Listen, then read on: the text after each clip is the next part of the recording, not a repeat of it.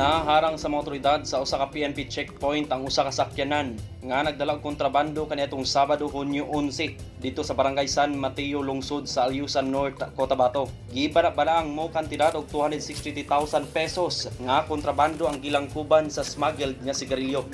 Matod ni Alyusan Police Station Acting Chief of Police, Police Major Andres P. Sumugat Jr. Naharang sa checkpoint ang Isuzu Fuso drop side canter nga dunay plate number nga AJA 3406 ug sa diyang gi-inspection kini nakitaan nga adunay sulod nga 477 karim sa Green Hill brand ug 181 karim sa Casablanca brand nga smuggled nga sigarilyo. Naibawaan sa PNP nga gabiyahe ang kontrabando gikan sa Zamboanga City ug paingon unta sa Davao City.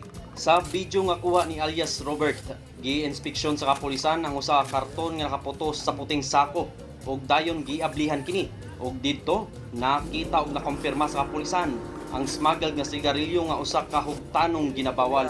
Daling gidakop sa mga otoridad ang driver sa sakyanan nga gilang si Raymond Bajos Bacroya, 38 anyos, ug ang mga kauban niini nga sila Omar M. Jonyo, 43 anyos, Giser Gonzales, 29 anyos, pulos residente sa Zamboanga City.